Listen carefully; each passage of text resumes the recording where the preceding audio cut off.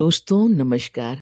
हमने शुरू किया है 111 सखी कथाएँ और आज जैसा कि हमने बताया है ये सब कहानियाँ असली हैं, सखी केंद्र की नज़र से गुज़री हैं और हमने उनको नज़दीक से उनके जीवन को देखा है।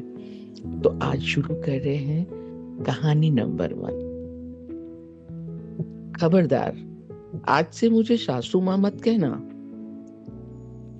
अगर मैं आपसे पूछूं, क्या एक सास अपनी बहू के लिए अपने बेटे के खिलाफ खड़ी हो सकती है? शायद आपका जवाब होगा नहीं। लेकिन आज मैं आपको ऐसी ही कहानी सुनाने जा रही हूँ जिसने मुझे सिखाया कि रिश्ते खून से नहीं, चरित्र से बनते हैं और कभी-कभी एक स्त्री दूसरी स्त्री का हाथ पकड़कर पूरी पीढ़ी का भविष्य बदल देती है। वह जुलाई की उमस भरी दोपहर थी। सखी केंद्र का कार्यालय हमेशा की तरह भरा हुआ था। किसी की आंखों में आंसू थे, किसी के चेहरे पे डर। कोई न्याय मांग रहा था, कोई बस इतना चाहता था कि उसकी बात सुन ले।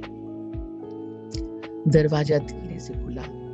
2 महिलाएं भीतर आईं। पहली लगभग 55 वर्ष की, सादी सूती साड़ी, शायद विधवा थी। माथे पर हल्की सी छोटी सी काली बिंदी, चेहरे पर एक शिक्षिका की गरिमा, लेकिन आंखों में थकन जो वर्षों से रोती हुई आत्मा में उतर आती है। उनके पीछे एक 22 साल की लड़की, दुबली पतली, चेहरा पीला, आंखें सूजी हुई। वह लगातार अपनी चुन्नी का किनारा मसल रही थी। डर की भी अपनी भाषा होती है और उस दिन दिव्या के हाथ उसकी पूरी कहानी कह रहे थे। मैंने उन्हें बैठाया, पानी का ग्लास सामने रखा, लेकिन बड़ी महिला ने ग्लास छुआ भी नहीं। उनकी आंखें भर आईं। उन्होंने धीरे से कहा, बेटी मैं अपने लिए नहीं, अपनी बहू के लिए आई हूं। मैंने पूछा, आपका नाम? उन्होंने कहा, रानी। लोग मुझे रानी बहन जी कहते हैं। मैं सरकारी विद्यालय की में प्राचार्य हूँ। फिर उन्होंने उस लड़की का हाथ अपने हाथ में ले लिया। ये मेरी बहू है, दिव्या। मैंने दिव्या की ओर देखा। उसने एक पल के लिए मेरी आंखों में देखा और तुरंत नजर झुका ली, जैसे उसे बचपन से सिखाया गया हो कि औरत की आंखें नहीं, सिर्फ आंसू दिखाई देने चाहिए। मैंने धीरे से पूछा, दिव्या तुम्हें सबसे ज्यादा किस बात का डर लगता है? कमरे में घड़ी की टिक टिक टिक सुनाई दे रही थी। बहुत देर बाद उसने कांपती आवाज में कहा, मुझे मरने से डर नहीं लगता, मुझे इस बात से डर लगता है कि कहीं मैं जीना ही ना भूल जाऊं। उसके बाद कमरे में किसी ने कुछ नहीं कहा, क्योंकि कुछ वाक्य सुनने के लिए नहीं, महसूस करने के लिए होते हैं। रानी बहन जी ने बोलना शुरू किया, मेरे बेटे ने प्रेम विवाह किया था। उसने जिद की थी कि शादी करेगा तो दिव्या से ही करेगा। हमने खुशी खुशी शादी कर दी, लेकिन शादी के कुछ ही महीनों बाद मेरा बेटा बदल गया है। शराब, गुस्सा, मारपीट, अपमान और हर रात मेरी बहू की चीखें। उन्होंने अपनी साड़ी के आंचल से आंखें पोंछी, फिर बोली, मैंने पूरी जिंदगी हजारों बच्चियों को पढ़ाया, उन्हें अपने पैरों पे खड़ा किया, लेकिन मैं अपने ही बेटे को इंसान नहीं बना सकी।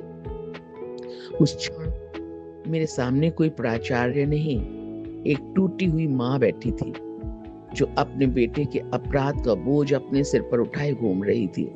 मैंने उनसे पूछा, अगर आपको अपनी बहू को नया जीवन देने के लिए एक अवसर मिले, तो क्या आप उसके लिए अपने बेटे के खिलाफ भी खड़ी होंगी?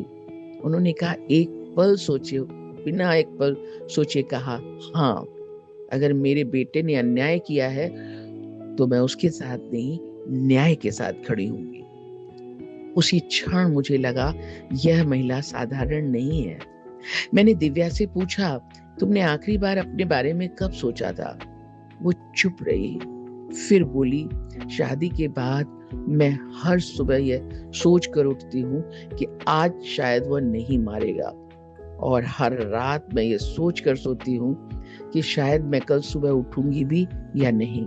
उसकी आवाज टूट गई। मैंने उसके सामने एक खाली कॉपी रखी और कहा, इस पे अपना नाम लिखो। उसने कांपते हुए हाथों से लिखा, दिव्या। मैंने मुस्कुरा कर कहा, आज से यही तुम्हारी नई शुरुआत है। लेकिन नई शुरुआत आसान नहीं होती। समाज बोला तलाक दे दो, रिश्तेदार बोले इतनी बदनाम लड़की को कौन संभालेगा। कुछ लोगों ने रानी बहन जी से कहा, बहू के लिए बेटा छोड़ दोगी। उन्होंने केवल एक वाक्य कहा, मैं बेटा नहीं छोड़ रही, मैं अन्याय छोड़ रही हूँ। दिन बीतते गए। दिव्या ने फिर से पढ़ाई शुरू की। कई बार किताबों पर आंसू गिरते, कई बार लगता अब नहीं होगा। एक रात उसने किताब बंद कर दी और बोली, माँ मैं हार गई। रानी बहन जी उसके पास बैठी, उसके बाल सहलाए और बोली, बेटी परीक्षा किताब की नहीं, परीक्षा जिंदगी की है और इस परीक्षा में मैं तुम्हें फेल नहीं होने दूंगी। कुछ महीनों बाद रानी बहन जी मुझे फिर मिलने आई। बहुत देर तक चुप बैठी रही, फिर धीरे से बोली, अगर मैं कल ना रहूं तो इसका क्या होगा। मैंने मुस्कुरा कर कहा, आपने पूरी जिंदगी बच्चियों को पढ़ाया है ना। उन्होंने कहा, हाँ। मैंने कहा, तो फिर एक बच्ची को और पढ़ा दीजिए। कमरे में सन्नाटा छा गया।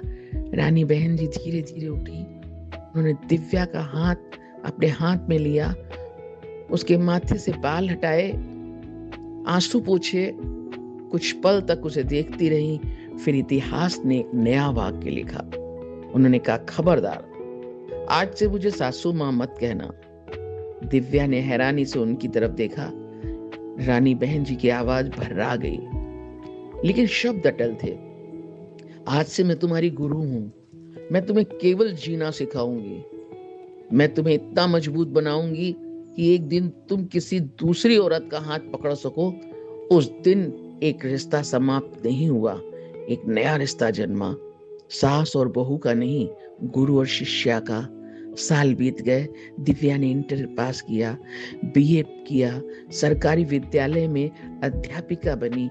लेकिन उसकी सबसे बड़ी पहचान नौकरी नहीं थी। उसने सखी केंद्र से महिला अधिकारों की ट्रेनिंग ली, कानून सीखा, परामर्श देना सीखा, अन्याय के सामने खड़ा होना सीखा और फिर वह स्वयं महिला अधिकार रक्षक बन गई। एक दिन सखी केंद्र में फिर एक नई लड़की आई। वही डरी हुई आंखें, वही कांपते हाथ, वही टूटी हुई आवाज। इस बार मैंने कुछ नहीं कहा। दिव्या उठी, उसने उस लड़की का हाथ पकड़ा, उसे बैठाया, मुस्कुराई और बोली, डरना मत, अब तुम अकेली नहीं हो। उस पल मेरी नजर दीवार पर लगी रानी बहन जी की मुस्कुराती तस्वीर पर गई। ऐसा लगा जैसे एक गुरु की शिक्षा अपनी शिष्या के माध्यम से जीवित होती हो। दोस्तों, किसी महिला को बचा लेना सशक्तिकरण नहीं है। सशक्तिकरण तब होता है जब वही महिला किसी दूसरी महिला की ताकत बन जाए। और इसीलिए आज भी जब कोई मुझसे पूछता है सखी केंद्र क्या करता है, तो मैं किसी रिपोर्ट का पन्ना नहीं खोलती। मैं बस रानी बहन जी और दिव्या जैसी कहानियां सुना देती हूँ, क्योंकि आंकड़े बदलाव नहीं बताते, कहानियां बताती हैं। और यह सिर्फ एक कहानी नहीं, एक विरासत है। धन्यवाद।